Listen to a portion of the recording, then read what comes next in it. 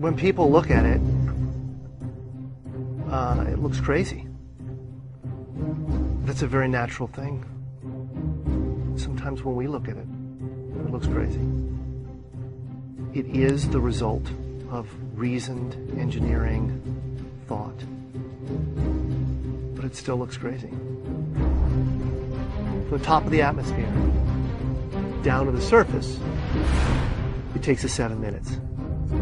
It takes 14 minutes or so for the signal from the spacecraft to make it to Earth. That's how far Mars is away from us. So when we first get word that we've touched the top of the atmosphere, the vehicle has been alive or dead on the surface for at least 7 minutes.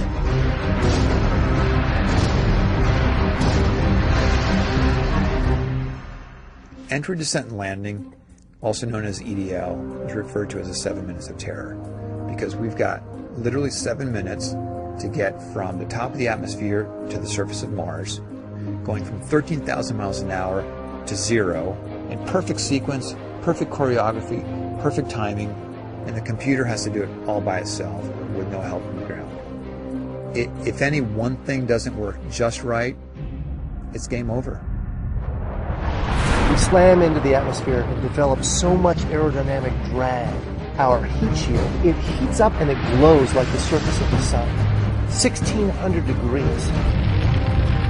During entry, the vehicle is not only slowing down violently through the atmosphere, but also we are guiding it like an airplane to be able to land in a very narrow, constrained space. This is one of the biggest challenges that we are facing, and one that we had never attempted on Mars.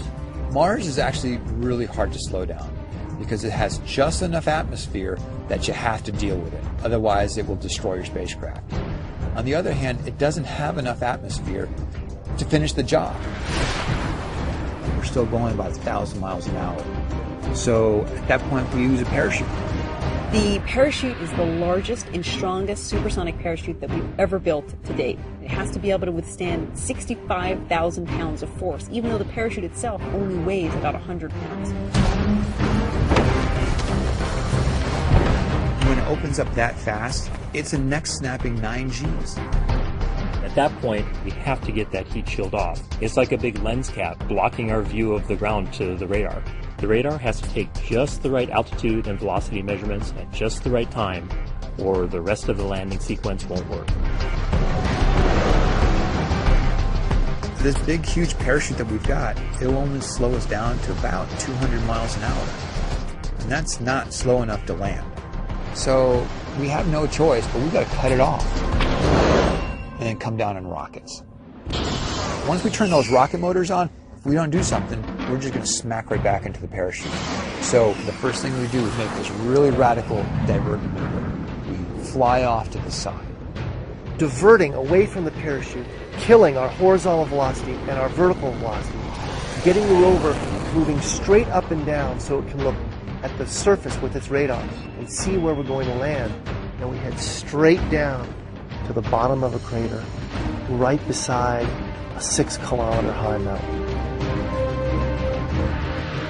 We can't get those rocket engines too close to the ground, because if we were to descend propulsively with our engines all the way to the ground, we would essentially create this massive dust cloud. That dust cloud could then go and land on the rover.